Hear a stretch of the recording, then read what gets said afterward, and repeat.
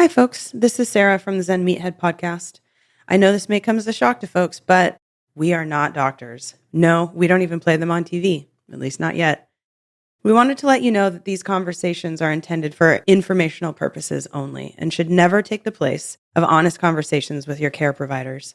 We are not giving medical or legal advice, so please seek appropriate legal or medical consultation before obtaining or using any drugs, medications, psychedelics, or plant medicines, as their possession and use is surprisingly illegal in many jurisdictions and can have serious medical and legal ramifications.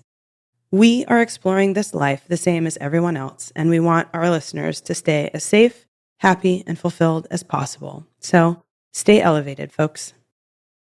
Alrighty, folks. It has been a little bit. Every time we play with our gear, we make more changes to try to make things sound better. So, as per usual, I would like to start with a quote. "We are what we repeatedly do. Excellence, then, is not an act, but a habit." In that vein, we've brought our friend Rob, Dr. Robert Martinez, in to chat with us today in terms of like holistic medicine or holistic health. When we met initially, I was referred to you by a chiropractor that I was working with who, after about a year of frustration with me, was just like, "Would you go see my doctor? Like, I can't square you up." So our initial meeting as a chiropractic, and then in meeting you, I was like, wait a minute. You were asking all these questions about like, how are you sleeping? How are you eating? Like, what are your stress levels like? And so many of my experiences with standard medical, if you will, is, my back hurts. I go to the doctor's office. I get 5 to 7 minutes, just rapid fire. Here's some pills. Have a nice day. My quality of life, I was really disappointed. And you were the first doctor who wanted to break it down. Like, hey, let's not talk about your back for the second. Let's talk about everything else. So at any rate, long story short, welcome. Thank you for being here with us. Well, thank you. It's a pleasure to be here. Yes. So we talked ahead of time. There's all kinds of topics. I have a suspicion that this may be more than a one-time shot. So where do you want to start today? Like I said, you had so many juicy topics. Where do you want to kick off with? Well, I think one of the interesting aspects is why we're having the conversation. And when I was looking over your website and listening to some of the interviews that you had, I looked up the word Zen, and it aims at enlightenment by direct intuition through meditation. And it's a state of calm attentiveness in which one's actions are guided by intuition rather than conscious effort. And that was actually very attractive to me in terms of excellent why we'd have a conversation. Because Sarah brought up, I asked why you're doing this, and it's like to have conversations to where we can add more light and more engagement, connectedness. Yeah. And that's part of the challenge that we have, is that the conversations we're having with other people are reflective of the conversations we have internally, and we're just not listening. Yeah. And as I was preparing for this, I came across a section on one of Peter Attia's podcasts, and the interviewer said, "So what information or help would you give your 30-year-old self? If you go back to your 30-year-old self, what would you say to him?" And he said, "The first thing I'd tell him, what I would realize is I wouldn't listen." Yep. And the challenge that we have with holistic medicine is we just don't have time to listen. You come in, you have a problem, and I approach you as a problem if I'm in healthcare right now, because it's monetizing the interaction. And really what we're trying to do in healthcare is to develop a relationship with ourselves that maintains us for the long run, and we compress morbidity to where we fall off the cliff at the end of our life, just rapidly, rather than sliding into the grave. Long, slow, painful. And so that's basically what I have taken as an approach with most people and with myself. I feel like that's where I want to go, is understanding that as soon as you get sick, it starts to accelerate your disability and your disease process, and you're no longer able to participate in all the interactions that we want to have in life. Mm-hmm. Yeah. So, with that, just realizing that the first rules are just don't die. Harder than you think good solid sometimes. advice. Yeah. And it's getting harder and harder not to do that, because there's so many people who have vested interests. And some of the things were just really surprising to me is accidental death is a really big one, and we can control that one pretty easily, because ask yourself, how many times do I actually engage with my phone while I'm driving? Yep. And distracted driving is actually more of a risk than driving under the influence. Wow. So that's really surprising. Wow. It's surpassed drunk driving. Yeah. Wow. And so it's Impaired. yeah. And a lot of times you can tell, police officers can tell when you're driving distracted, because your car weaves and then it'll correct.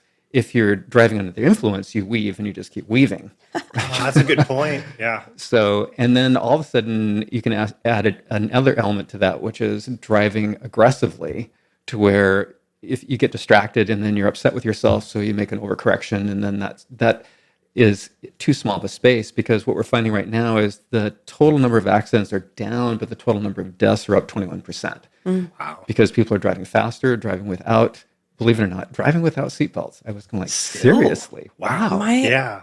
Yeah. I'm still shocked. My brother, won't wear a seatbelt, and it's you have to respect somebody's autonomy, but it blows my mind. I have a hard time moving my truck around in the driveway without putting my Yeah. seatbelt on. I find myself putting it on in the parking lot. Yeah, Like, absolutely. to move, it's funny. Stack the cards in your favor, Yeah. And for someone who grew up, I used to ride in the back window of the old Chevy. Oh, the station wagon? Yeah. You just like crawl up there. I was small enough that I could actually fit Oh, like on the rear deck. on the rear deck Above of the trunk. Yeah. above the trunk. And it was just amazing that, and then seatbelts came along, and there was this big discussion about seatbelts are going to kill you, are going to break you in two, and all this sort of stuff. And then, finally the evidence comes out. So it's just watching the discussions, and then who has a vested interest, because a lot of times people have a vested interest in maintaining the status quo. Mm-hmm. Like the story of the Pinto just shocked me when I heard the podcast of the engineer who was deciding about whether to change the design of the Pinto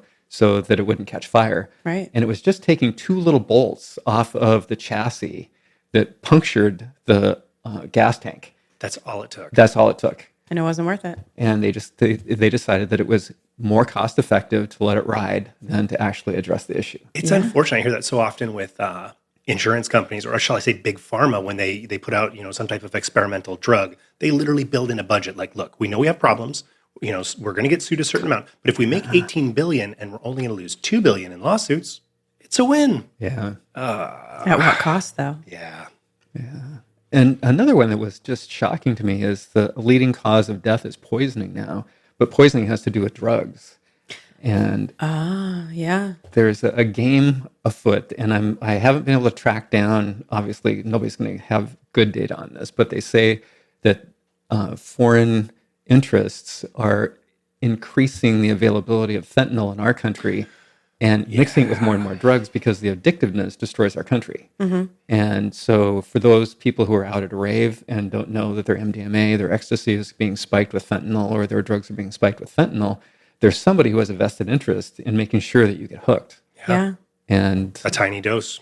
yeah, You're gone. and they do have kits where you can test your drugs and everything, but I'd say, really be safe and be super careful, because that stuff is just horrendous. A lot of people die because respiratory suppression. They take the drug, they don't know that they've mixed it with alcohol and other things, and so the number of deaths is just really sad. What I gather, it's skyrocketing, and now they're marketing on Instagram to kids. You can order drugs on Instagram, designer drugs. It's like, What? yeah, it's a big deal right now. Yeah, I read an article just recently about a young woman who ordered some stuff off of Instagram, tried to take it, and they found her dead in the morning. Oh, God. And your child just like, ugh.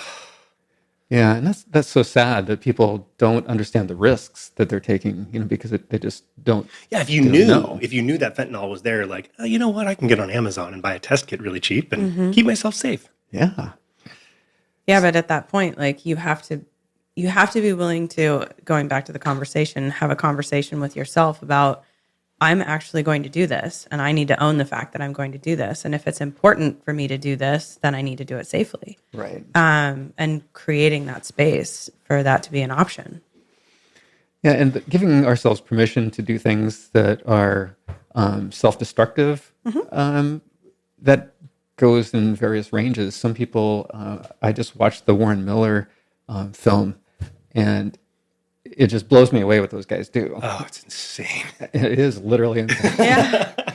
And this one 17-year-old kid, when they were interviewing him, he said, "Well, I'm a 30-year-old body locked in a 17-year-old mind. It's like he's 17 years old and he feels like he's trashed his body with all of his crashes to the point where he's 30 years old, and you get to live with that. Yeah. And for those of us who've Forever. and some of us have had accidents like falls out of trees. When I was a kid, I fell out of a tree. I didn't realize how badly I beat everything up. Yeah. But some people are taking a lot of risks. So don't get disabled is a big one, and have fun. I mean, I used to think I was a pretty aggressive skier, and now I'm kind of going like, oh, dude, you are just so chill. Because I watch these guys doing these crazy aerials. Flips and yeah. Oh man, just out of nowhere. 40 miles an hour. The snow gets pretty hard as it turns out. Yeah. Gosh. Yeah, and going down those spines, almost every year they have one of the scenes where it's the guy racing an avalanche, and this one guy just skied out of the avalanche. He was off to the side and made it out. But it's just so surprising that if you go back and read some of the stories like that, the one at the Tunnel Creek avalanche, and read the damage that happened to those people that were actually crushed by the ice. And one guy was piffed. Literally, the ice went through his mouth and took out his brainstem.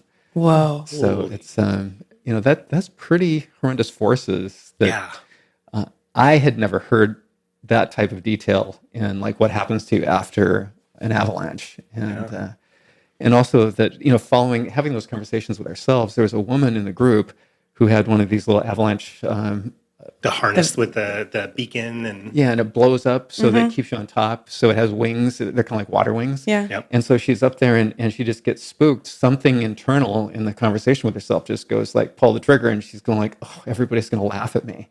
And it saved her life. Yeah. So, just being, I'd rather get laughed at. Yeah. yeah, it's a real challenge.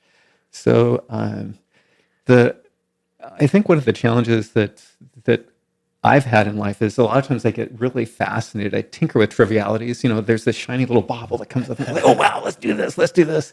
And every time it seems like I get sidelined by it. Because when I was first starting to get interested in getting into alternative medicine, I was really young and my dad was a naturopath. I'm third generation. So, seeing all the books, and my grandfather was a pharmacist, and he said he became a naturopath because the doctors were killing the patients. He'd call up the doc and say, this medication interacts with that one, and the docs were just having nothing to do with the pharmacist. You don't know what you're talking about. Exactly. So he bails and talks my dad into going into the chiropractic and naturopathic program as well. And so as I'm a kid, I'm seeing these books come up, like You're All Sambucao, and I'm going, oh my gosh, what's this? This is so cool. It's like, I don't even know if you've heard of that, but it's like the colors, the whites of your eyes are on three sides. If you have whites, it's this big disease process, and now nobody's even heard of it. And then there's, candida. Everybody's going to die from candida, and so that's a big deal. And sugar blues, and so all of these processes that just keep rolling through, and there's always an element of truth in them, but people miss the whole pattern. And what is so fascinating is that it seems to always come back to something like the Pareto principle, which is like 80% of the effect is going to come from 20% of what you focus on. Yep. And Dr. Mom is usually right. If you just listen, but we won't listen. It's like mom says something, and what do? We automatically dismiss it. Like, But if we follow that principle, that about 20% of what we need to focus on will give us about 80% of the yield. We'll do a whole lot better. And when we were talking, I was wondering, is it more important for someone to get sleep, somebody to get exercise, somebody to get diet, manage their stress? And you know what the answer is? Yes. all of the above. Yeah, and it depends. I mean, because to me, when I was having conversations with a bunch of people, I was going, well, diet's not that important. And the reason diet's not that important for me is I can't remember the last time I ate at McDonald's or wherever. I just, if I'm on the road, we'll stop and we'll grab some yogurt or something. But years and years ago, we stopped and we have Burger King or something, and I would smell it in my skin for days. I was like, ugh. Oh, yeah. And so, if you eat like Morgan Spurlock, diet, when he did the Yeah. The Supersize Me. Supersize Me, yes. if you eat like that, I think diet is like the number one Key. thing. That's more important than you can't out exercise your mouth. Yep. But for Boy, did I try for a lot of years. Yeah. so what did you find was your biggest challenge with diet? So honestly, that's really what it came down to. I loved crap food growing up. Like McDonald's is still to this day, like just I love it. And as you know, late teens, early 20s, obviously you're going through growth spurts. Your body's a lot more resilient, a lot more healthy when you're young. So the habits are formed. So I'm eating just gobs of fast food, and then as you met me, I was a very heavy drinker. I smoked cigarettes. I worked in a high stress job, and it was such a natural progression. Through your teenage years, hanging out with your friends, you're kind of broke. You're eating crap food, and here I am in mid-20s, mid-30s, and I'm like, my body is breaking down. I don't sleep well. I'm stressed. I remember coming into your office one time, and thank you, by the way. I walked in, and when I sat down, you're like, you realize the energy you carry into a room, right? And I was like, no, what are you talking about? Like, you have a very aggressive, hostile manner about you. And it kind of took me aback. And I was like, but I think it really was just the culmination of one, I grew up around a bunch of military police types, hyper aggressive, toxic masculinity, if you will, type individuals. So I came from a place of fear. I'm sleeping like shit. I have chronic pain. I'm eating like crap. I'm smoking. I'm doing everything I possibly can to damage my body. And you sabotage every yourself. time I'd come and see you, you'd give me a little tidbit. You'd be like, hey, have you read this book? Have you thought about this? And here we are today now, because like I said, I really think, yes, if you're 80 pounds overweight, probably starting with your diet would be a great thing, because you got to start somewhere. But don't just stop at that. Once you've built some good patterns and habits, okay, well, how's your sleep? How are your relationships? All of these things add up. And when you really get some momentum moving forward with all of them, quality of life improves dramatically. Yeah. It is amazing. And how do we impart that on the next generation? Having, an 18-year-old daughter who's now officially an adult, technically, but still trying to help guide her in maybe not Taco Bell, maybe, make stuff at home, right? Maybe not Hot Pockets. Always the best example. Yeah. But, and talking about stress and talking about exercise and talking about all of those things and trying to help the next generation recognize hey, what are you focusing on? What are you putting your attention toward? Are you looking at, how negative your outlook is, or the fact that you're focused on other people, or are you focusing on yourself and what your goals are? There's a lot of work to be done there. Absolutely. Yeah, the interesting thing I noticed about your description of diet is your emotional intensity about loving. Oh my God! I still feel like I drive by McDonald's.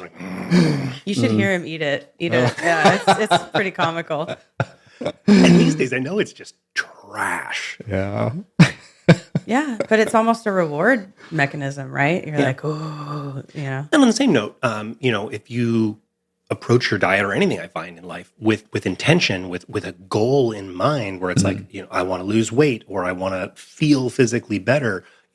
If I'm eating McDonald's 7 times a week, maybe if I were to cut to twice or once, and then really put some better stuff in place of the other 6 visits to McDonald's, even those little tidbits start to really add up.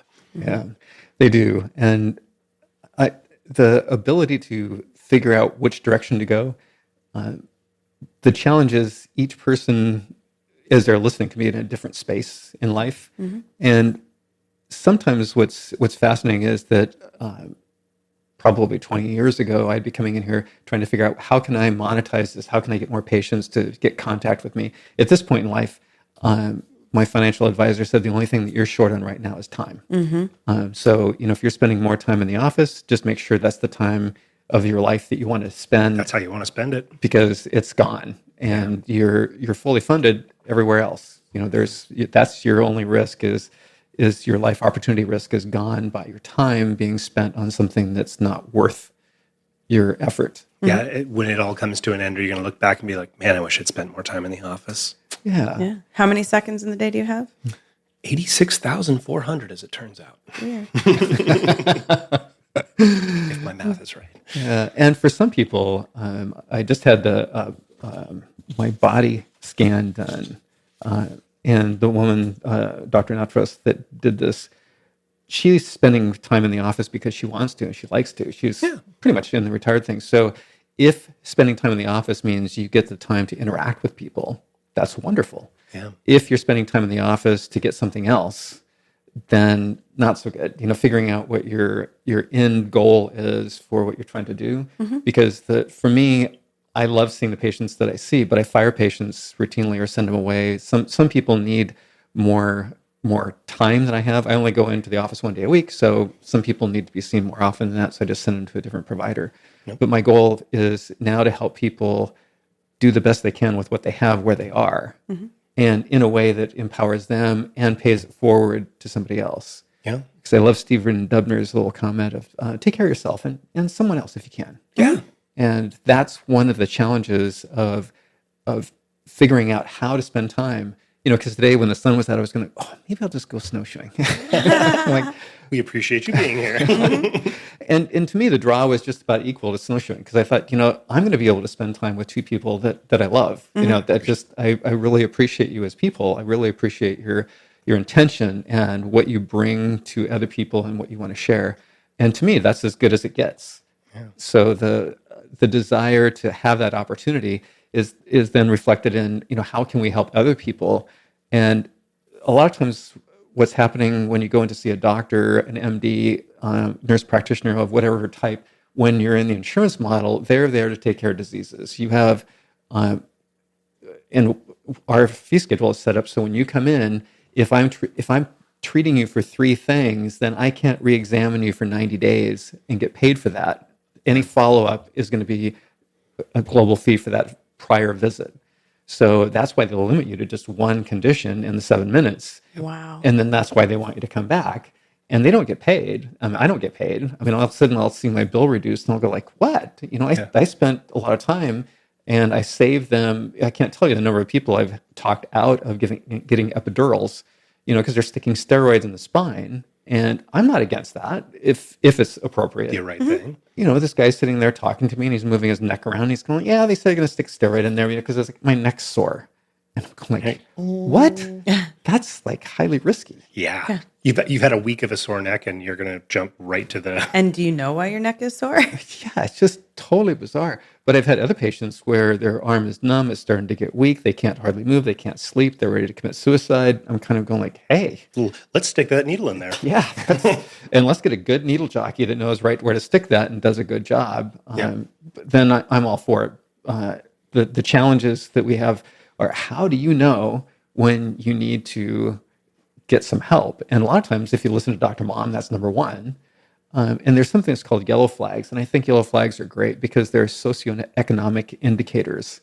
Like you're having problems at work, you're having problems with your marriage, you're having problems with finances, you're feeling like you can't sleep, things are just not going well. People are arguing with you, you're frustrated a lot. Probably you have a psychosocial issue and you don't need to go see an MD, maybe a therapist, maybe a friend, but it's something that you can deal with without getting into the medical system. Yeah. It's been a fascinating experience working with you. I wonder how much of my own problems and pain, because ironically, when I met you, I had chronic pain and I had chronic pain for years. And I had, like we said, terrible diet, all this stuff. But I had a lot of emotional baggage going on. And, growing up and doing some therapy and some other modalities and working through that stuff, weird. Most of that stuff's just magically gone. Isn't that amazing? The body just seems to reflect, like if you have some type of mental dis-ease, some state of not well-being, it will manifest in your body. Yeah, it does. I think it has to do with your awesome life. That is obviously the answer for sure. Well, as much as we can laugh about that, Sarah, because there's a lot of truth. There is quite a bit of honesty there. Yeah. Thanks for not killing me, babe. You're welcome. Yeah, the challenges of people dying now, our life expectancy has actually dropped because of the fentanyl issue and because of the motor vehicle accidents, and the challenges of why we're going to die. They kind of keep coming back to the five things over and over again: is heart disease, cancer, stroke, and neurodegenerative diseases and complications of diabetes. And then there's lower respiratory tract infections and kidney disease and suicide.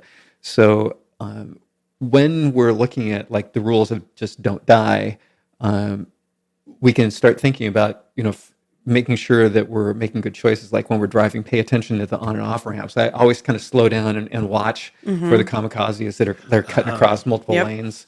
A lot of times coming out of the carpool lane, just like straight across at a Yeah, four lanes. Yeah, here we go.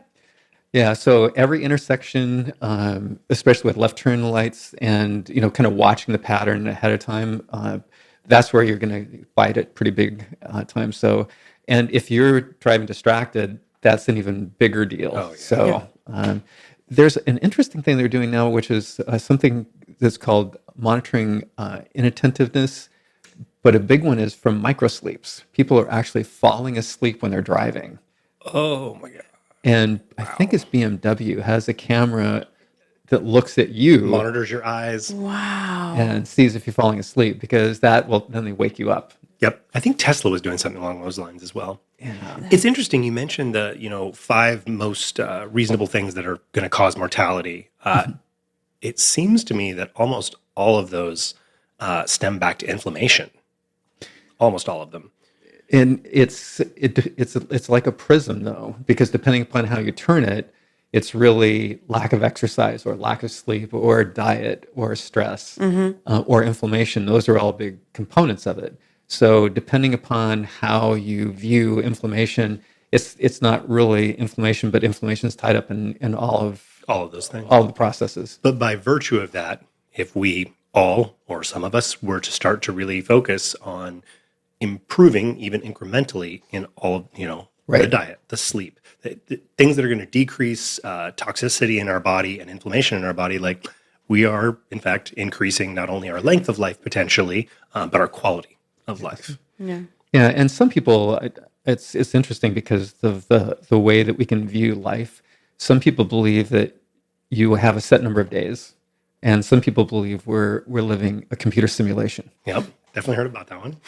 And it's bizarre because I thought that is the most insane thing I've ever heard, and then I realized, I think you protest too much. Do you even know what they're saying? And I said, I don't.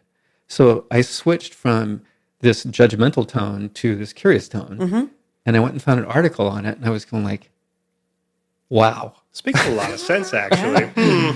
Which is funny because that, you probably don't know, but there's been a long journey for me in the last like 5-ish years of going from being an incredibly judgmental person and very angry and very frustrated and talking about driving angry. I used to do that all the time. And and it was getting to the point that people were commenting like, "Hey, are you okay? Like, this seems really weird." And one of the practices that has helped me get out of that is that curiosity of like, instead of getting frustrated, going, I wonder where that person's going. I wonder why he's in such a hurry, or I wonder where they need to be. That's so pressing. And it really does pull you out of that, like, hey, asshole, and pulls you back into like, oh, I'm a human. That's a human. Like, there are human things going on. How do I be better in the world? At least for me. So yeah, that ties into something that I've been around a lot of therapy models, and when I first came in contact with this thing that's called internal family systems, I thought, that's kind of weird. And so Richard Schwartz came up with this model, and National Institutes of Health have approved it for using it on bulimics and anorexics. So two things that are really important about that is, number one, there's an actual governmental body that says this can work for this thing. And so there's good data that says that works. But if you've read much about anorexics and bulimics, they are almost the most impossible category of disease to treat. Yeah. And they die. That's like, it was shocking to me to find out years and years ago about anorexia, because when I first started practice, I'd never heard about anorexia. That was just kind of weird. And then, Karen Carpenter and lots of stories about people from anorexic and bulimics. And so he's treating them and he's getting success. So that got my interest up right away. Yeah. And the fascinating thing then was I started reading some of his writings and I'm going like, you sound like we're in a Buddhist class.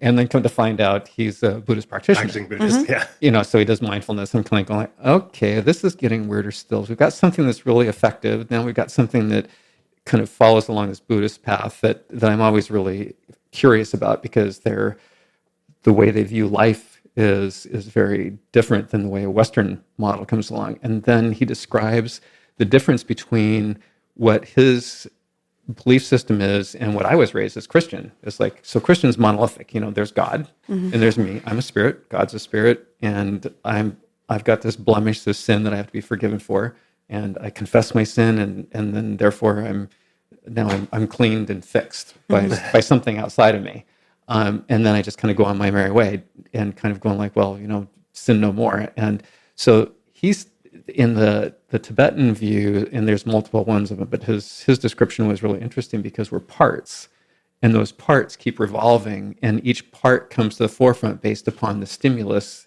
in the environment as well as stimulus internally. And he labeled out these 8 C's and 5 P's of characteristics that would tell you whether you were being more what they call self-led, or if you were being more internally at war with yourself, basically. And a big one is curiosity. So there's calmness, there's the curiosity changes the way our brain operates, so that we look at things rather than as a threat. You mentioned fear is a big one, that the ability to actually perceive things not as threat, but as something we can have compassion with. And the Buddhist view of compassion is different than our classic view. Compassion, from the way we talk about it, is almost like sympathy. Compassion from the Buddhist point of view is having a deep understanding of the interconnectedness of all things. And that relationship that we have with everything is what causes us to change in the behaviors that you're talking about. And your experience is real similar to mine. Yeah. It's like, wow, it shifts. Yeah. And it's instant. Yeah. Yeah. And it's instant to change back again, because I can adopt my old behaviors and my old views, and it'll immediately come back to driving rage. Yeah. USOB. She's helped a lot with that theory she was just talking about with me. So many of my old behaviors, drinking, great example. To say I drank like a fish would be an understatement.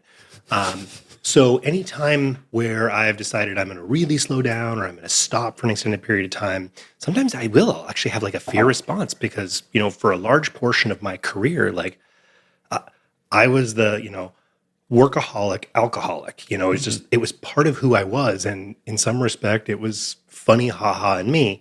She's like, look, you have that nailed. You've spent, half of your life being that guy. Like, what's the risk in trying something new? Like, you can come back to that. That's a polished skill set for you. So it's just like that, again, that curiosity of just like, why not try something new?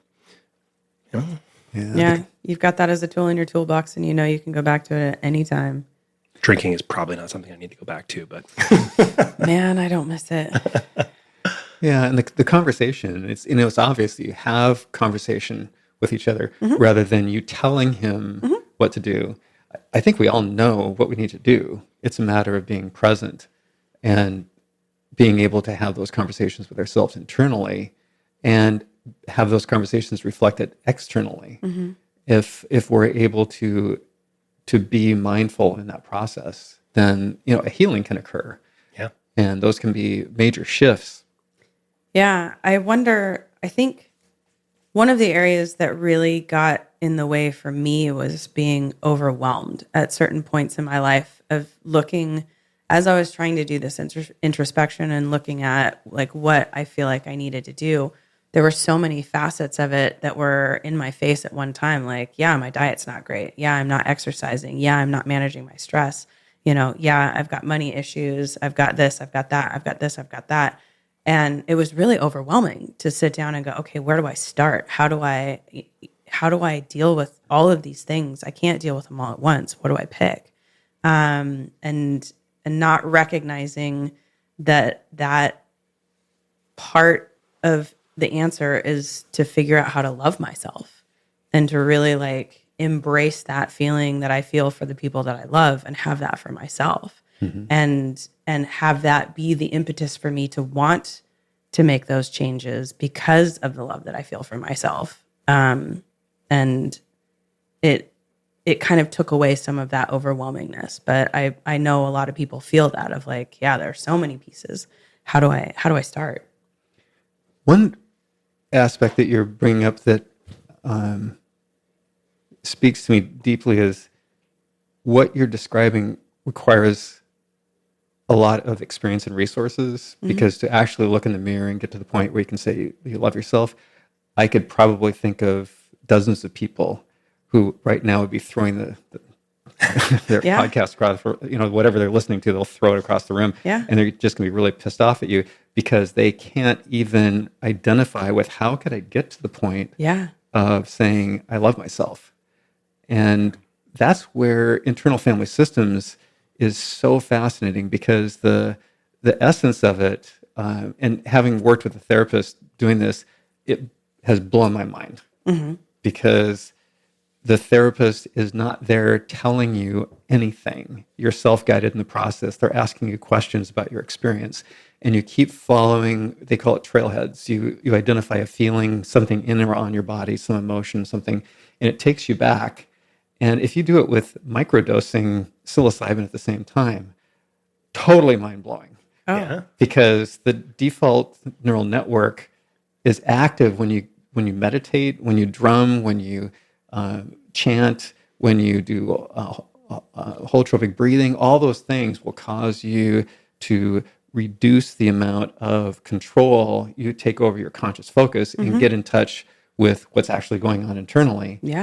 And then as you're walking back through those symptoms, memories come up where I'm just going like, oh my gosh, I am going like right back. And, I used to poo-poo people that said like, oh, rebirthing. And then I was reading Ancient Wisdom. It's Grob, G-R-O-B, is the author's name, and he's interviewing all of the old psychedelic therapists.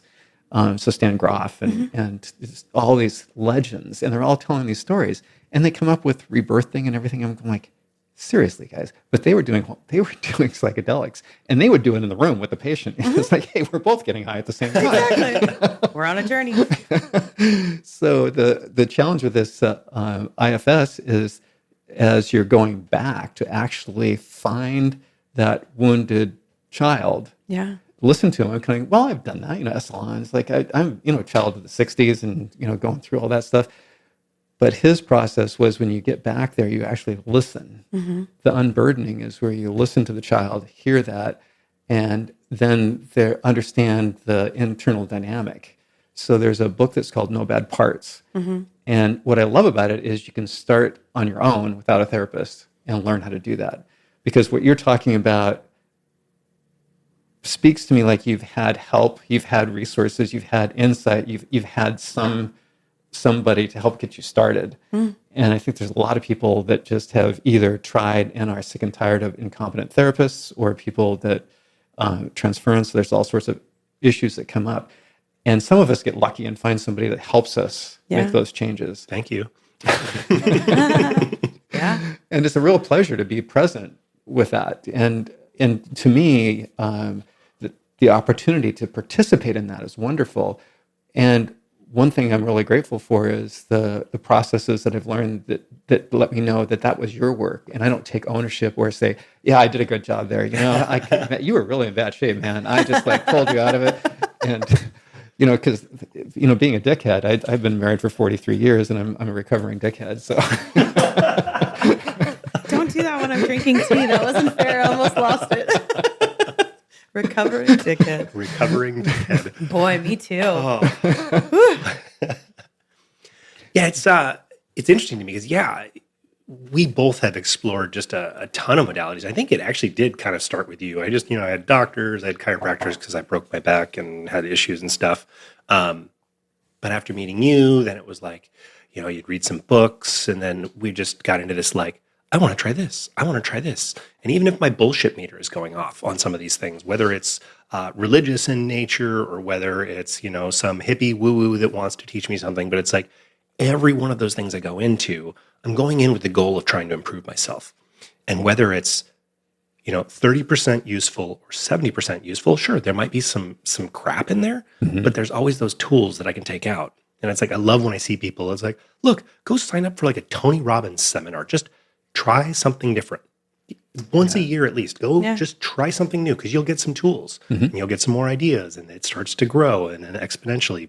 Yeah, because you can't expect different results if you're doing the same thing. And for a lot of folks too, when they're coming from a place of a lack of abundance, it's really, if you're struggling to make the rent and feed your kids, and again, smoke and bad diet, all this stuff, like you're going to be pissed off at the world. And, listening to us talk about something like this, these fucking hippies and meh. But once you get to a place where you have the resources and the time to potentially explore some of these things, I guess I'm really hoping that somehow we can help usher in a larger group of people to have the opportunity to do these explorations because it really dramatically improves the quality of life. Well, and it's not about the monetary piece of it. And when you talk about abundance, like for me, it's the answer is embracing generosity and being able to provide that generosity for others. And, whether you call it secret or you spot it, you got it, or, like attracts like, but if you are resonating on a level of a lack of abundance, you're going to continue to have a lack of abundance. And the answer is to find a way to create that abundance for someone. And it doesn't have to be monetary, but it can be, offering up a smile or trying to make somebody's day or any number of different things, giving what you don't need in your life anymore to charity. Any of these things that start precipitating this idea of abundance. And so you create that in your life by what you focus on. And it's powerful. Really is. And challenges for each of us as we move through those spectrums. For me, what's surprising is, being older, my kids are grown and up on their own. And they always said, like, enjoy it. It goes so fast. And that falls in the category of, I didn't listen. Yeah. I just wasn't able to understand what that meant. You're trying to grow a business. You're trying to, Yeah. And for people who, if your internal conversations are super critical to the point where when you start doing some of the things that Sarah was talking about and you start beating yourself up more and things get worse, I would really strongly suggest start with no bad parts because it's a way of recognizing how you've set up the system to where you can't win. And a lot of times therapists are going to tell you things to do that Sam Harris has this wonderful way of describing it. And it's my mantra of life, which was I went through everything. I spent 3 weeks with Tony Robbins on Maui. Oh, did you? Cool. Along with other programs that he's done. Name drop. So, I was like really invested in making a better toolbox because your comment of like that definition of insanity. And I just went for it. And I just drove myself crazy because the internal dialogue just kept me in that place. Being a feral child, the challenge is that, I can't fathom how life worked for people in my dad's cadre of growing up. He graduates early from high school because he's going to save the world, goes to World War II, right after Normandy, Battle of the Hedgerows, 3 days behind enemy lines on his own. And at 18 years old, I'm just kind of like, whoa, this is bizarre. And I'm kind of like, 18? Yeah. For a kid. He's wounded. He's reunited with his group. He goes from a PFC to a sergeant, which basically means a lot of people were killed really fast. Yeah. And then he, goes through these battles and everything, and you just go like, that is so freaking insane. And then he's liberating one of the concentration camps. So concentration camps are different. Some of them are actually work camps, and they're feeders into the death camps. So his experience is that those camps are work camps. They're not death camps. And then I was having the conversation with him. He was like, how do you get there? And I didn't realize how bad his PTSD was.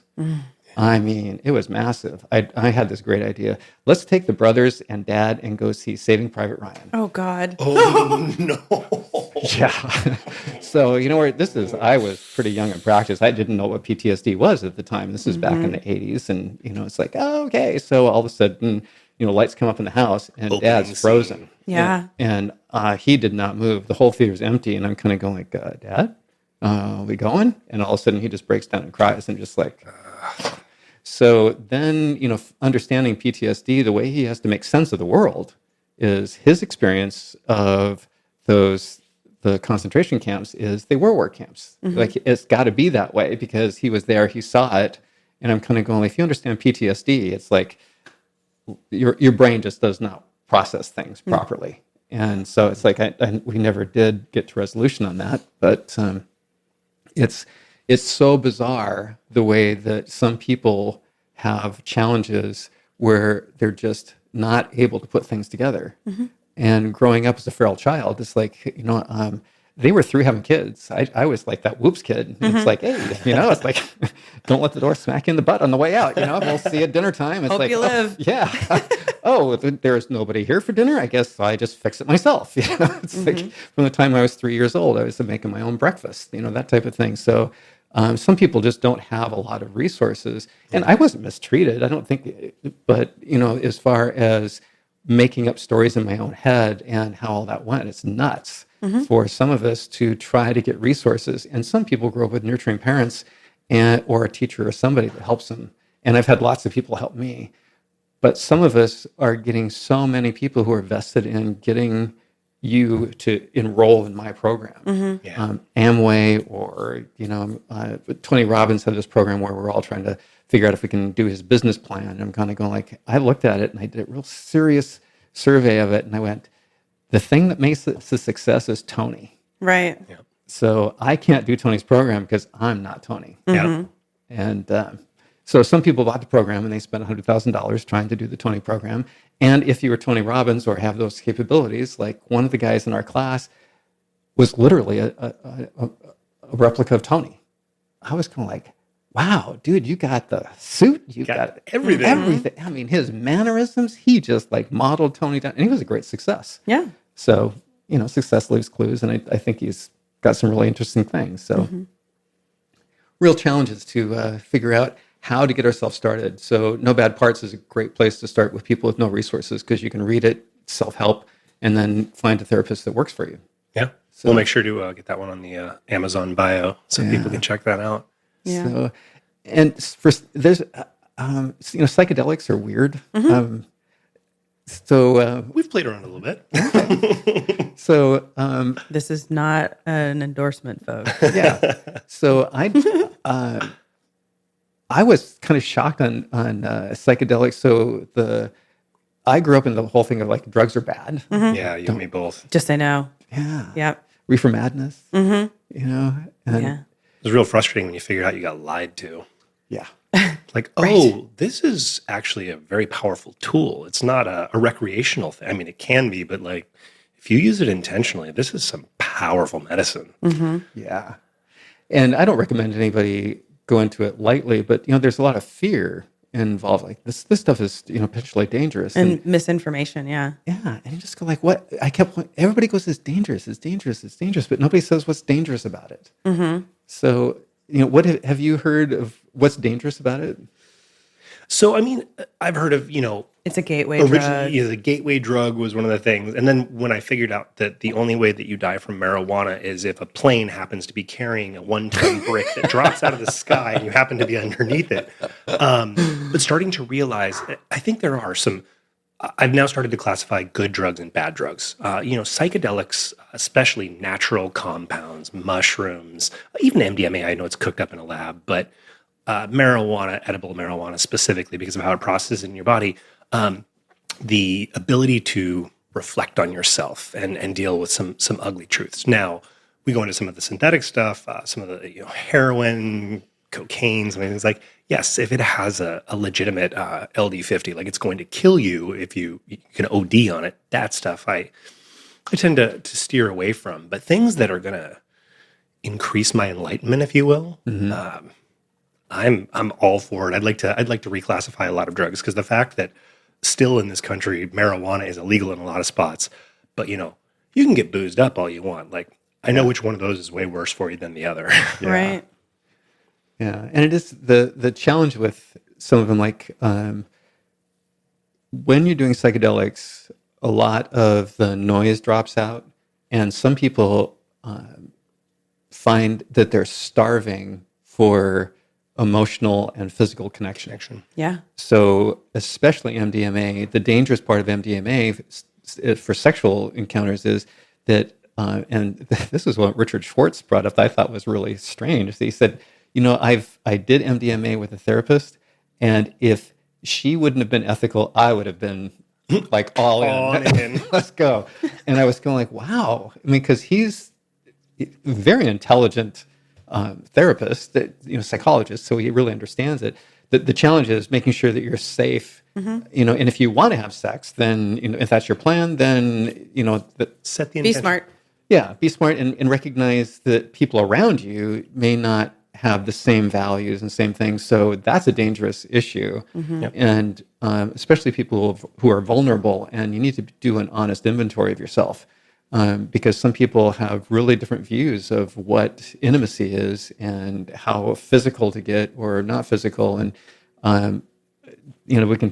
that's a whole different podcast. Somebody who has more credentials could talk about than me. But that was a big one. And for marijuana, I don't enjoy marijuana at all. And, when I was dating a girl, she said, "Oh, you got to try this Thai stick." And this is way back in the 80s. And I was going like, no, I don't even, and being at that stage, it was in the 70s actually, I was stunned because of how easily I was swayed. But alcohol and sex in the evening and all that type of stuff can sway a young mind. Keep it going. Seems like a good time. And I found myself becoming very anxious. Oh, with marijuana? Yeah. Yes. Yeah. And so for people who have schizophrenia or anxiety, the panic is the real problem is that can kind of trigger that. Other things. Yeah. Yeah. I mean, if you, especially if you're aware that you have mental potential issues, definitely would want to explore those types of things. I struggled a lot with marijuana and anxiety. Like early on, it was just exactly giggly, fun, relax, tune out. And I started to experience the anxiety side of it to the point where I was like, you know what? Maybe I've had my time and I'm done with it.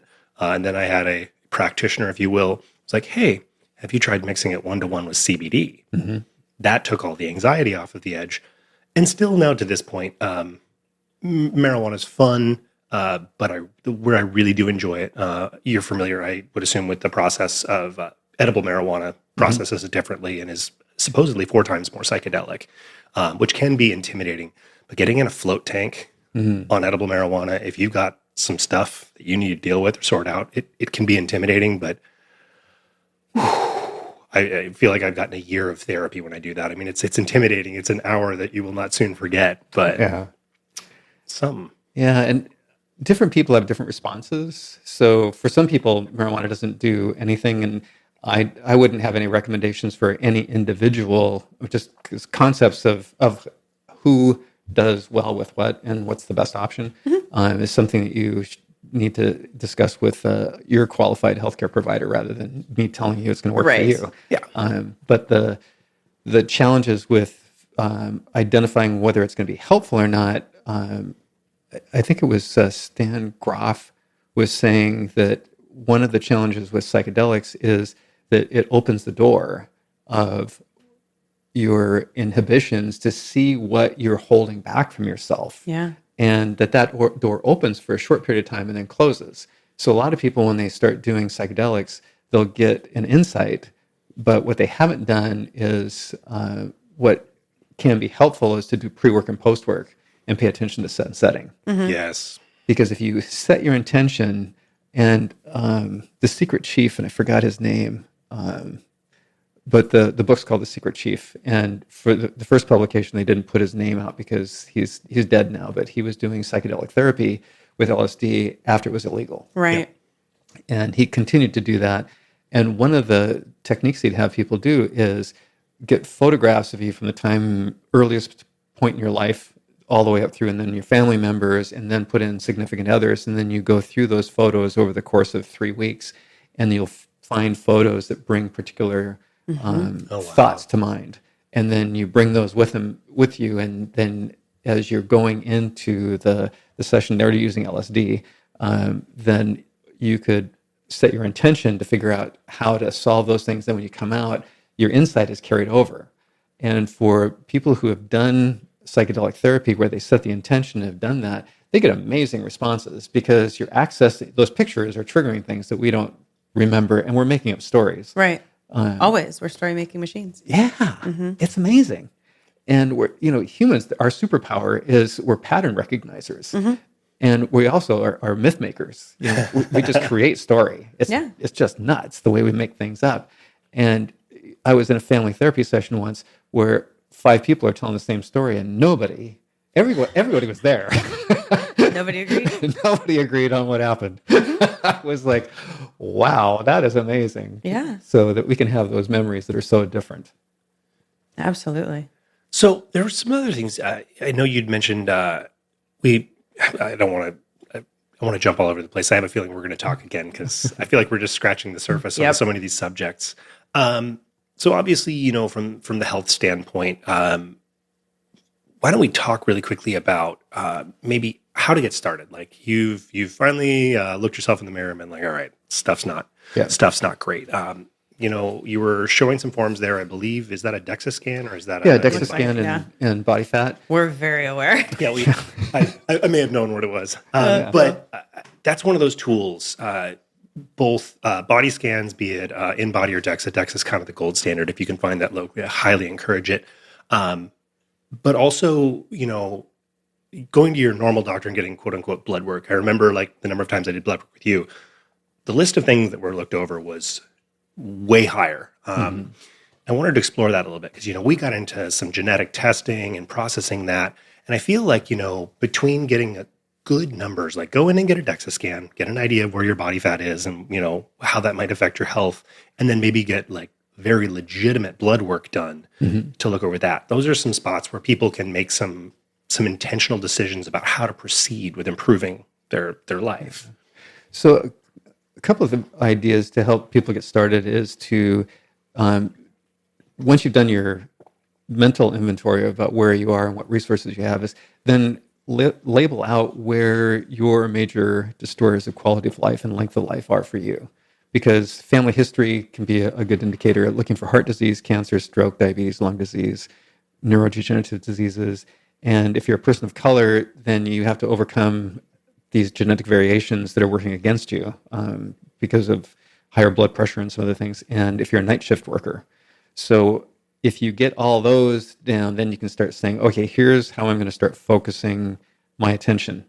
And the thing that is interesting that I would have you focus on first is, what do you have resources for? And something you can do is add exercise to your life. And I think about exercise for longevity versus performance. So everything I'm saying, if I was a performance athlete, I'd be going like, he doesn't know what he's talking about. And I'm kind of going like, it's not that I don't know what I'm talking about. It's that the specific adaptations to impose demands for your sport and your duration, intensity, repetition, and time intervals for your sport are different than every other sport. And when you get into the uber elite athletes, it's even more refined. So this is really just to help the average individual, because it only takes 30 minutes a day, 5 days a week, to trigger the hormesis effect of the stress that pushes you out of homeostasis to start triggering your body into this healing response.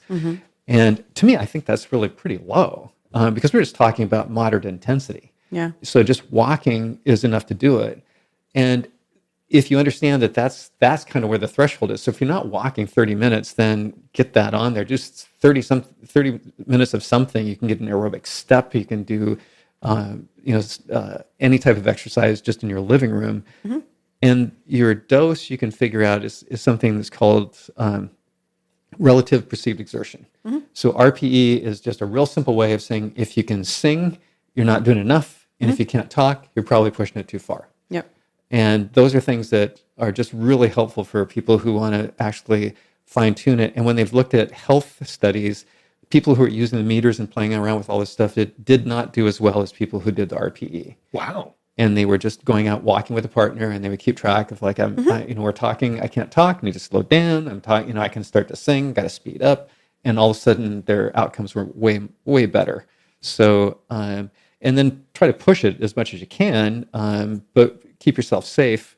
So, some of the issues that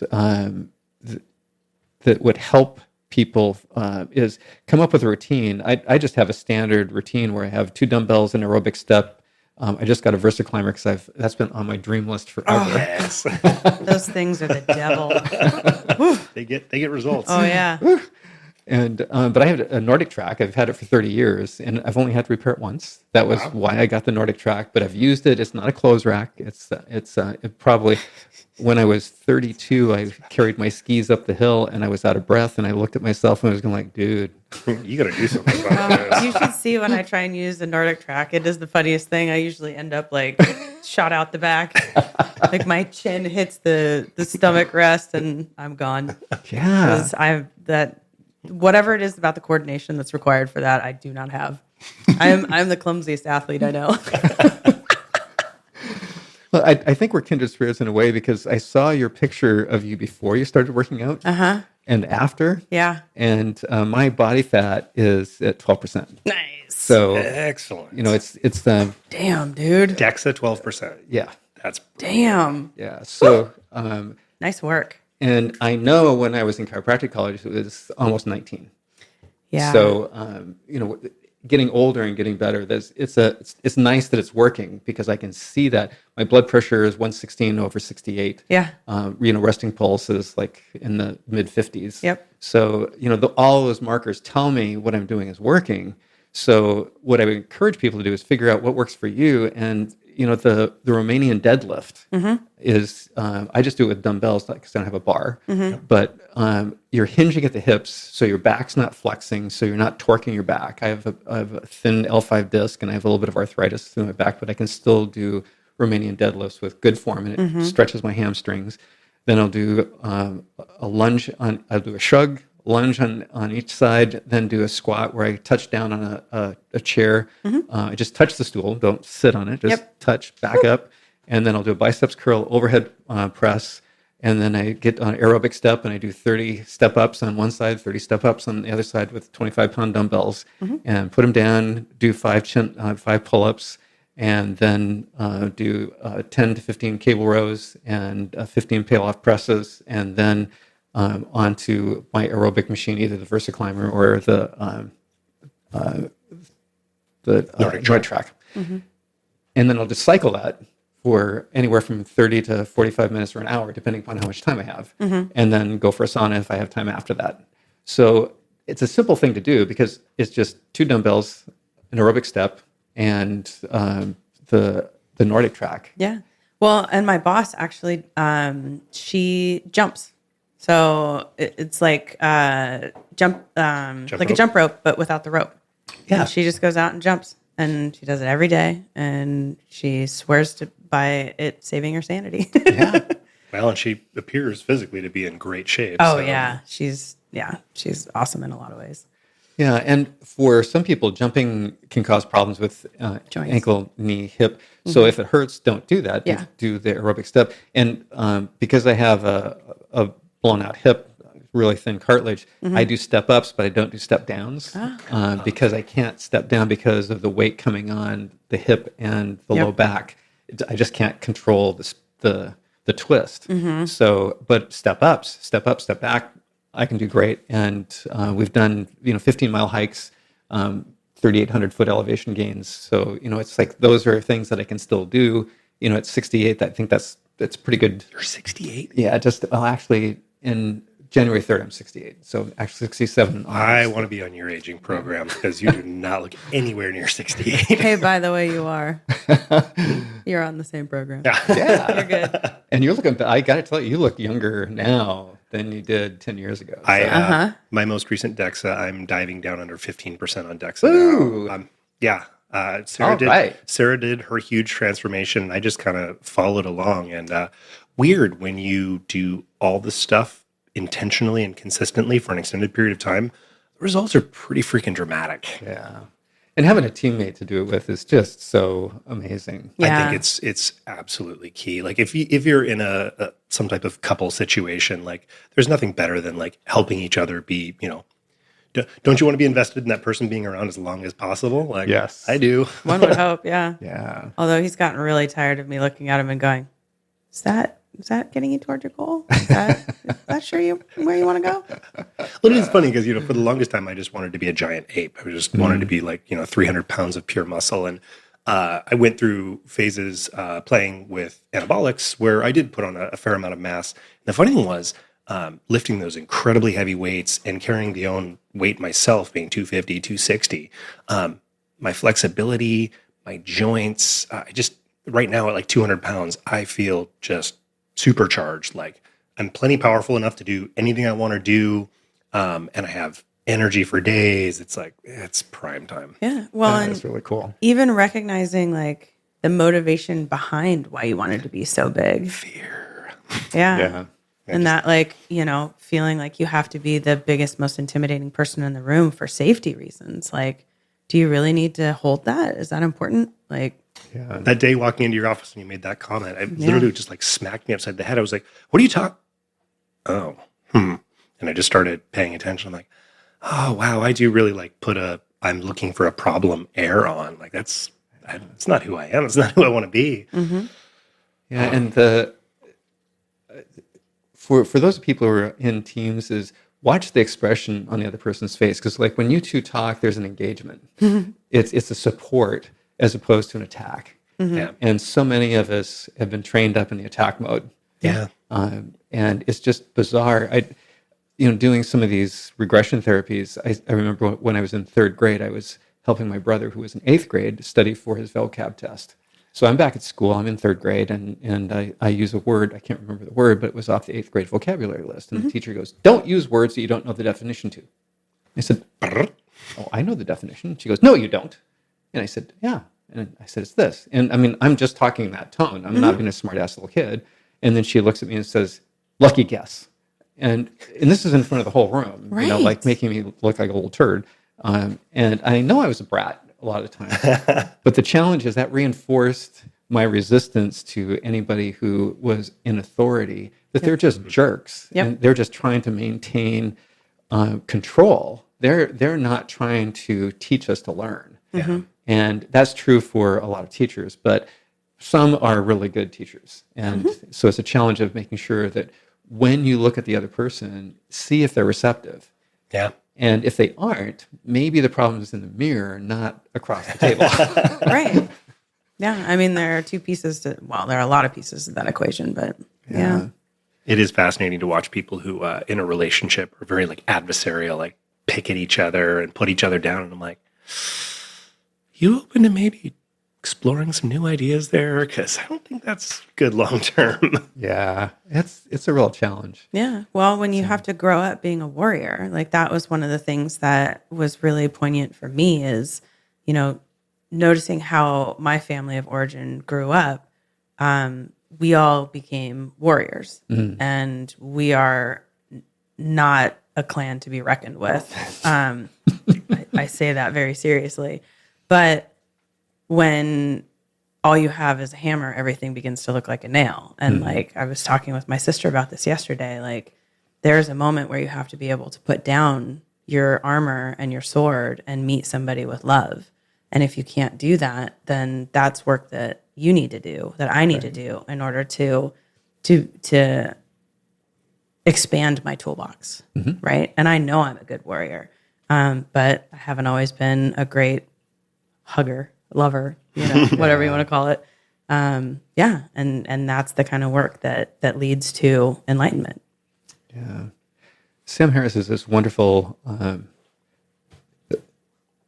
metaphor that many of us, and I put myself prime in this group,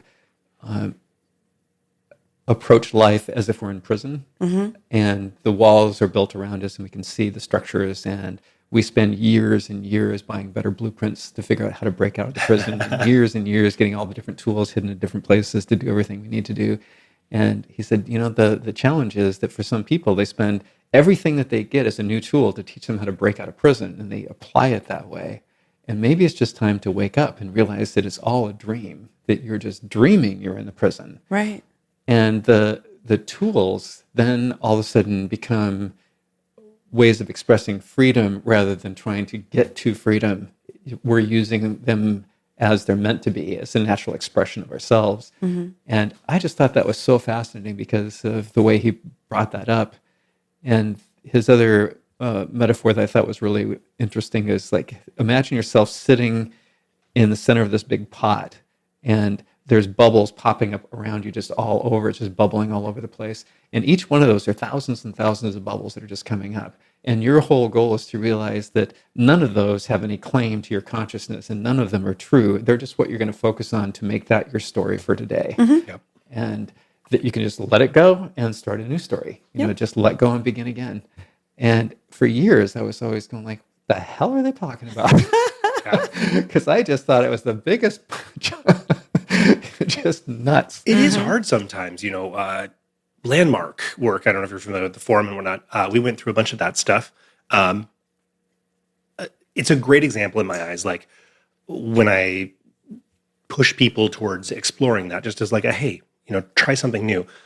When I was sitting in that room, my bullshit meter was just pounding off the top repeatedly, like to the point that I got up and told the instructor multiple times, I'm like, this is horse shit. But being able to be open-minded and recognize like, yeah, I still today don't care for some of the things that they did, but 80 or 90% of it was absolutely life-altering brilliance. Yes. And, if you approach life as opportunities for that, crazy things happen. Yeah. Yeah, that's in one of the, I didn't do that. I did some other programs, but their little deal where you start that course where you run and you have a little hill that you go up, and I'm not sure if that's landmark, but best or whatever. But in one of the programs, it's a short course. I think it's a mile course, but you start off, it's flat and everybody's running, and then you go up a hill, and then you hit the peak of the hill, and then you drop down, but then there's another hill before you hit the end of the course. And the whole thing is your metaphor about how you approach life, because things are kind of flat and easy when you get going, and then all of a sudden you hit the tough part, and what happens? Do you overextend or whatever? But the metaphors that they teach in those classes, it's the experience. Yeah. So if you go in and you participate fully, then you can get some really interesting experiences that can be life altering. And as you said, fire walks, boy, you want to try something that'll really, shift your consciousness. Yeah, I do.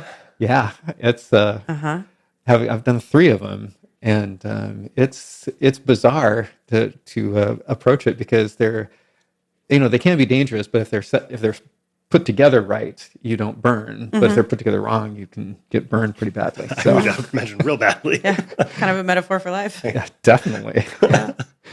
So, well, and we're talking about exercise, and the second thing that we wanted to do is look at sleep. So, think about, you have to be present to win. And if you're thinking about the thing that's going to be most successful, probably exercise for most people. If you're thinking about diet as a major factor, then I would suggest probably go to exercise, unless you're a Morgan Spurlock type of eater, and get the exercise down to 30 minutes a day. Try to get up to more if you can, but that'll trigger the response that you're looking for. And sleep is a really big deal, because if you realize that fatigue makes cowards of us all, and you can't make good decisions, it makes you more carbohydrate craving. You're more depressed. You cause more bad decisions. There is this myth about the people who can sleep a short period of time and do fine. Yeah. And unfortunately, it's true, but you can tell if it's you by looking for the ADBR1 mutation and the NPSR1 mutation and the DEC2 mutation. And if you can't afford to have that done, all you have to do is make sure you sleep the same amount of time every day. And if you can sleep 4 to 6 hours, you never have to catch up. You always wake up refreshed and your brain is really clear. You won the lottery. You're one of the lucky ones. And it's almost always familial. So my mom's always, it's a lunatic. Yeah. So, and you have to be able to pass the test of other people saying, yes, you're clear. And yes, you are not a jerk. Yeah. It's not just you. Yeah. Because, boy, I got to tell you, when I don't sleep, I am just a real pissant. Oh, yeah. Me too. So, that said, check with your friends and your mates. And if you're, generally, it's going to be 8 hours plus or minus 1.5 hours, and we'll fall into that range. And so if you're not sleeping enough, heart attack, stroke, cancers, the World Health Organization has actually declared that shift work is almost doubles your risk for cancers. Wow. Increases your risk for Alzheimer's disease, 60% improvement in clearing amyloid and tau proteins when you're sleeping through your lymphatic system. Decreases risk of diabetes because your blood sugars, even just after 1 week, normals will switch to being pre-diabetic. Suicide, boy, they have taken college kids numerous times, 3 days without adequate sleep, and they all develop kind of a fibromyalgia. Wow, like an autoimmune inflammatory response. Yeah, so suicides increase and frailty because people misjudge. So you get broken injuries, and microsleeps because when you're driving, you get into accidents. So sleeping on your left-hand side may improve lymphatic circulation, which is the way you clear stuff out of your brain. You can Google that and read about it. Spindle cells happen usually as soon as you go to sleep. Your brain just fires off these massive electrical shocks. So that first deep sleep is really good. So if you're drinking alcohol within 3 hours of going to bed, you're reducing those significantly. So if you're going to do your wine, do it earlier, do some exercise, then go to bed. Warm yourself up because as you cool down, you get past that. So is sleep a problem for you? Scott Walker came up with this thing that I call the God test. You wake up in the morning, and if you say, "Oh God, it's morning," you probably didn't sleep well. Yeah. And if you wake up and you go, "Good morning, God," Let's do some stuff. yeah, then you probably slept well. The interesting thing was they have all these different test meters, and they said, the interesting thing is everybody who said, "I slept great, I'm clear, I'm ready to go," he said it's 100% sensitive and specific. So all the other tests just validate that's true, and then you can try to figure out what's true for you. And pay attention to you can do Snore Lab or something, a wearable to listen to your the room and timetable from you go to sleep at night to when you wake up in the morning. Look at there's a histogram that shows what's going on as far as noise in the room. Is it you or is it something else? Maybe a dog's waking you up barking, or maybe your partner is doing something, going to the bathroom, turning on lights or whatever, and that wakes you up. So you can correlate that and look at your sleep app and on your watch or something, and you can identify whether there's something sound-wise that's causing a problem. Measure your neck. If you're over 16 inches, you're probably going to have sleep apnea from obstruction. If you're obese, you end up with low body tone, so you have apnea. And if you find your chronotype, there are morning larks and night owls. Morning larks are 40%, night owls are 30%, and the other group is 30%, and they're a mix. They're coming up with like 4 to 5 different patterns of the other ones. These are people on different circadian rhythms. Yeah, because they have swifts, and so swifts are always awake, and they don't have any downtimes. But if your pattern is a night owl, you really need to be paying attention and making adjustments, because you're going to make less money. You're going to be less appreciated because you're considered lazy bones. You wake up late and everything. So it's kind of a sad thing, but or become a software developer. Yeah, that works. Don't start before noon. Yeah, adjust it. It's wonderful. So those are things that can help you figure out whether you need to take action. And then sleep.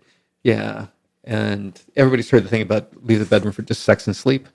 So if you're going to control light, Alaska Bear is available on Amazon. It's a nightshade.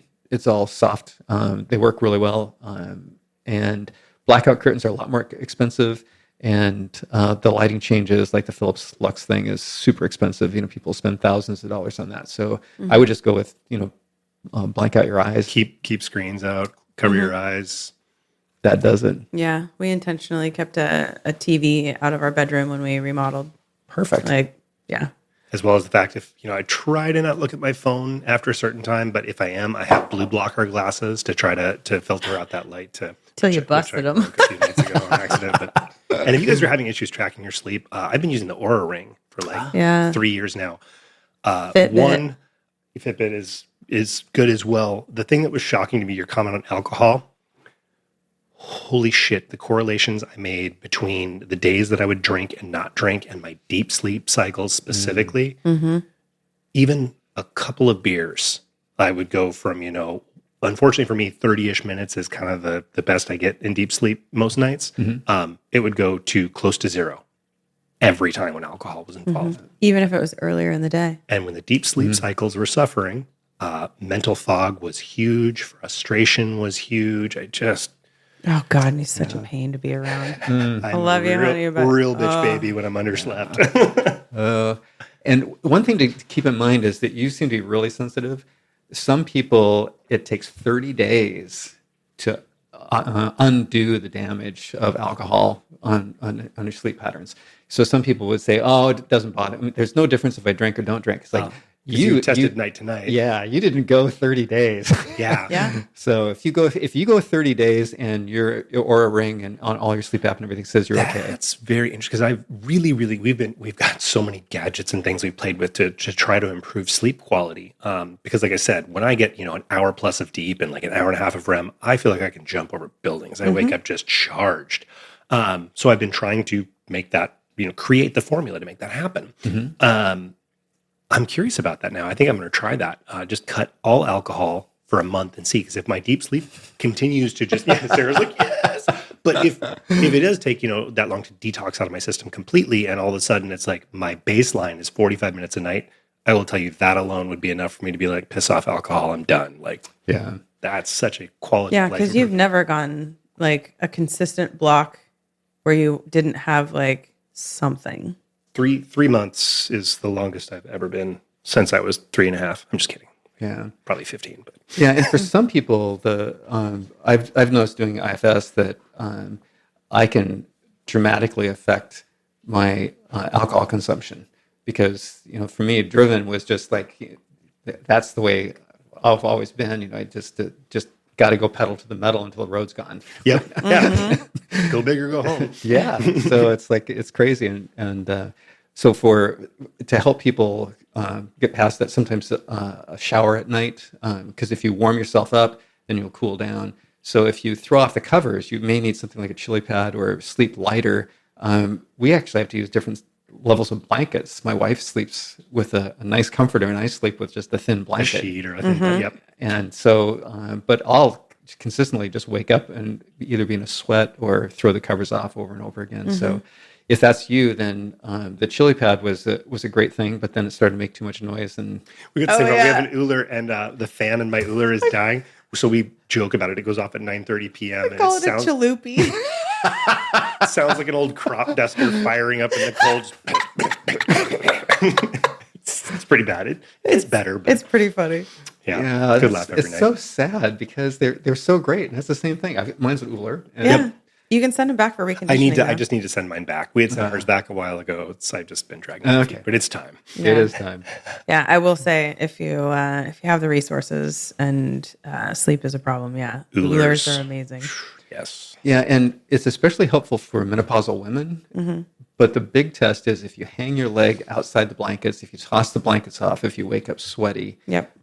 Those are probably the big things, like blankets on, blankets off. Because some people are not sensitive at all. But I had one exec, I've actually had 2 execs that, VP level type things, it's like massive stress. High stress. Yeah, and all we did was put them on the Uller, and they just went magic.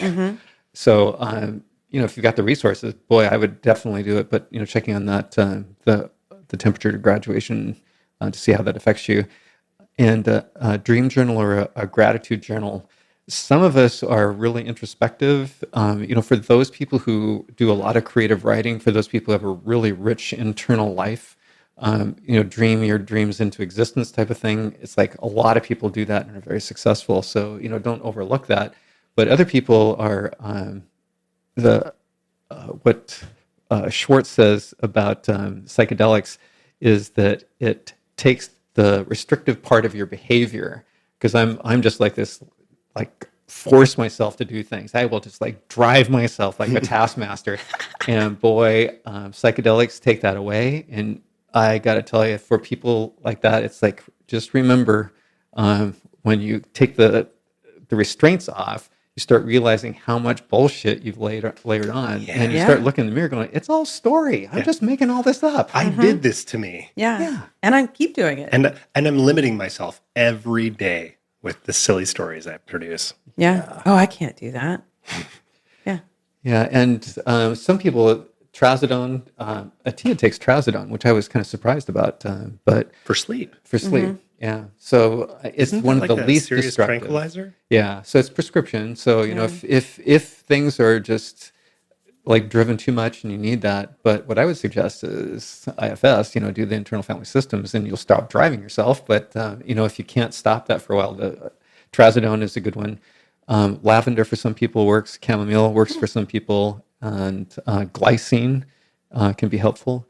Melatonin, big arguments. There is a big push right now to just vilify melatonin, but time release 0.5 to 6 milligrams at night, and sometimes up to 20 milligrams for different clinical conditions. But it reduces cancer risk. It helps with cardiovascular effects. And for some people, they get terrible nightmares and they wake up groggy in the morning. It just means reduce your dose. But as we get older, our melatonin drops. So I'd strongly suggest considering that. But it's not great for kids. That's not a thing to keep them on all the time. Mm-hmm. So measure your neck and do a nasal patency test. Like, can you breathe out of each side of your nose? And remember that when you sleep, it kind of cycles about 45 to 90 minutes each side. One nostril will become more congested than the other side, so you can flip side to side. Consider mouth taping too. We had talked about that before. I still haven't tried that one yet.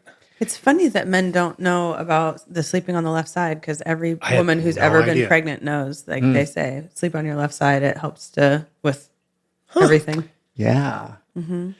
And sleeping on your back a lot of times causes restriction of airflow. So you can check your airflow with your wearable, or get a sleep center test from your PCP. So those are kind of the big things on sleep. It was amazing with Sarah, pre and post transformation. She lost 60 plus pounds. She was a horrible snorer, would like keep me up just crazy.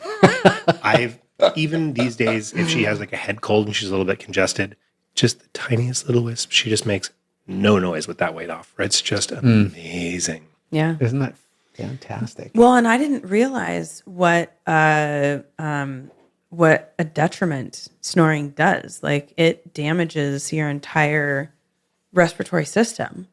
And that, like, when it was explained to me, I was just like, oh my gosh. Here I thought it was just like annoying and loud, but no, it's doing damage.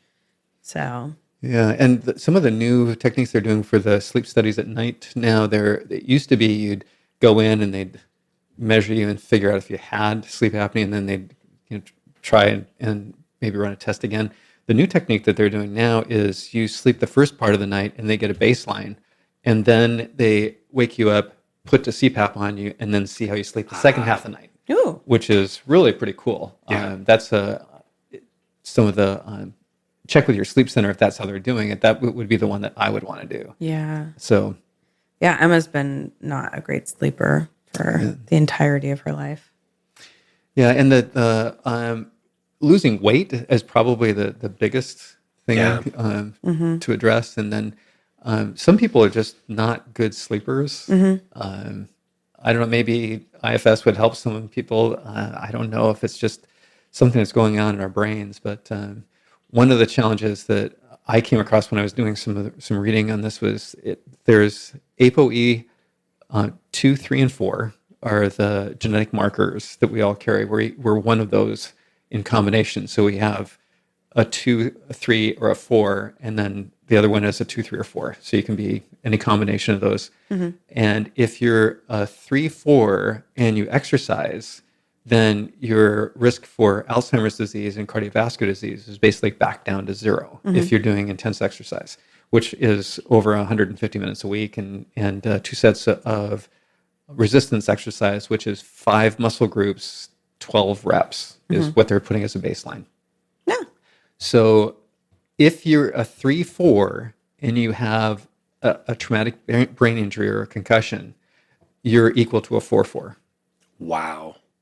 When I read that, I was like, oh my gosh, because I love to ski and head injuries on skiing are fairly common. But if you ski crazy, your risk is even higher. Yeah. So anything that you're doing that's like smacking that Noggin. boy, just be really mindful, because I don't know of folks that if you have friends that have dementia. I still remember the saddest case was a woman. She was in her early 50s and coming in, and she could not track anything, and I couldn't get her PCP to do the additional testing, and she had an advanced dementia, and In her 50s. yeah, so it's when you see that, and that there's some people that genetically, there's a whole group of other genes that can be turned on with that. But if you're making a choice, I'm a 3, 4, so when I heard 3, 4, and I said, well, exercise and, my cholesterol is good and all that, I'm not really that worried about it. But when I read about the head injury, I was going like, Had some of those. I'm really scaling back on the skiing and things that put my head at risk. Yeah. So How would a person go about doing that type of genetic testing, getting that type of genetic testing to understand some of these markers? The cheapest way of doing it is the 23andMe, and then go onto Rhonda Patrick's site and sign up. And she has a deal where you can just put all your genetic information through for it's $15 a month to be a member. But that will give you all of the actionable SNPs that are high yield. Oh, Rhonda Patrick's now doing a thing on that? Yeah. Oh, that's awesome. Because you put mine through Prometheus a bunch of years ago. And I just tried to pull that up today. Yeah, Prometheus is great if you have a lot of time and you understand how it works, because it's the fire hose. Of information. But I love that with Rhonda Patrick, hearing her on the Joe Rogan podcast repeatedly, like, go look her up, folks. She's amazing, but get a notebook out. Found My Fitness. Yeah. Oh, that's her website. Yeah. Beautiful. She'll focus on these specific genetic markers, and she's like, here's how to test for it, and here's the problems that could arise from it, and here's how to combat it. And right. I love that. Yeah. I'm up for a knee surgery in 2 weeks, and one of the questions is autograft or allograft, and I have a genetic predisposition to soft tissue damage, and the doctor wants to do a patella tendon or a hamstring tendon, and I don't want to do it just because it's I know that tissue is Not as good. not as good. Yeah. Yeah. So that is good information to have. Definitely. And probably, finishing up, because I know we're kind of getting to the point where we want to do a few actionable items to wrap up with, is cholesterol is really confusing. And just getting down to the nub of things, there's something that's called LP(a), which is lipoprotein A. And if that's high, your risk factors for damaging cholesterol goes through the roof. So it's a genetic predisposition. So if you have that, you only need to test for it once, but then that means you want to keep your cholesterol low. And your targets at that point, or you want to keep your cholesterol, if you haven't had an event, then you want your LDL cholesterol to be below 70. And if it isn't, then your damage that's caused by cholesterol can be a lot more than you'd like it to be. The second thing that's really interesting is that we always talk about HDL being good cholesterol and LDL being bad cholesterol. Well, if you can go to Atia's website and listen to Tom Dayspring and go through the whole thing, but the cliff notes are that HDL is not really that protective. It's active when you go through a massive stress event, but doesn't really do much. It's not cardioprotective. It doesn't pull cholesterol out of your system as efficiently as we thought it did. So it's kind of a non-entity, but the LDL comes in packages that is the ApoA, ApoB. So ApoB is atherogenic. So if you do your total cholesterol panel, it could be $15 to $30 for that panel, and then get your ApoB. If your ApoB is over 80, then you're starting to put down atherogenic plaque, and that increases diabetes, that increases the plaque in your heart, that increases the atherogenic plaques in your brain that then lead to Alzheimer's disease. So all those things. So ApoB is the stuff that plaques. That's what you really want to know. And if you want to go one below that, the LDL particle number, the number of particles of LDL that you have, that's the damaging stuff. So if you're less than 1,000, you're in pretty good range. So all these people that say, yeah, cholesterol, you need cholesterol to make testosterone. Yeah. Cholesterol, if it's the bad type of cholesterol, it's determined genetically a lot of times, and it's going to kill you. It's the leading cause of death, and it contributes to the other leading causes of death because that's the inflammation. Those LDL particles go into the blood vessel lining, start inflammation, and that gets the inflammasome going. So check your LDLP. And then if your LDLP is low and your ApoB is low, and you can eat saturated fat, you won the lottery. Right. But I got to tell you, I was going like, oh, this is all bullshit. And I started eating coconut oil, and my LDL went through the roof. Oh, wow. And I was going like, that's not good. Because my dad had a stroke and had atherogenic problems really bad. And I was going like, wait a minute, I was low. I started eating all this coconut oil because it's like, it's fun. It's fine for you. It's a superfood. Super healthy. Yeah. And so like, just check it. Whenever you do a big shift, if I do too much saturated fat, my LDL goes up. If I do, I can eat a ton of olive oil. I can eat a ton of fish and nuts and all that, no problems. But if I eat saturated fat, then my LDL goes up. So, and I know other people it doesn't. So that would be what I'd say to someone who wants to be honest with themselves: is get your lipid panel checked, ApoB, and then one time only this LP little a. And then your particle count. And if those numbers are good, going a lot deeper doesn't really help that much because I was getting like the particle size and more information. And really, the deal is that's the answer. Is if it's working, it's working. And then you can be speculative because now they're doing a lot of HDL testing, which is hundreds and hundreds of dollars, and it's all speculative. So we don't know, and it probably isn't going to pan out. Yeah, back to Pareto with that extra 20%. What's the ROI on that? Exactly. And for for people who want to do the continuous glucose monitor, just get a finger stick thing and check your glucose in the morning, check it before you eat, check it after you eat, and if you're going up, then A1C is helpful. A1C is the 120-day running average based upon your red blood cells. So some of us have large blood cells, red blood cells. Some of us have small red blood cells. So it can be inaccurate. And a more accurate one is called HOMO-IR, which is taking your insulin and your glucose and measuring it. And that'll tell you your susceptibility towards diabetes. So those are things that you can look up and just get done on your own through LabCorp or Quest. Yeah. Or even I have a Dario device that you can do hooked up to your phone. There you go. Yeah. And Life Extension Labs online. You can order those online. So, but those are just real high level things that like the 80% of your benefit's going to come from that, and the 20% is going to be pretty hard to sharpshoot for a mass audience because all of us have different problems. Yeah. But we all have them. We're definitely going to have to take some detailed show notes for this to get folks links to all this stuff. And our write-up guy is going to love you, Chris. Thank you. You're the best, Chris. There's a lot of stuff here. Well, I know we had some other stuff we wanted to talk about, but yeah, we have been going quite a little bit. I'm hoping we're open to potentially coming back. And sure, today we wanted to kind of scratch the surface, and then somewhere down the road. So much. Yeah, we went over so much today, and I know there was more we wanted to get into. So yeah, it'd be wonderful to come back and share some time. So yeah, all right. Well, dude, thank you so much for making the time. Much. Yeah, you're welcome. And thank you for listening to the Zen Meathead. Yeah, folks, be well, and we'll talk to you soon.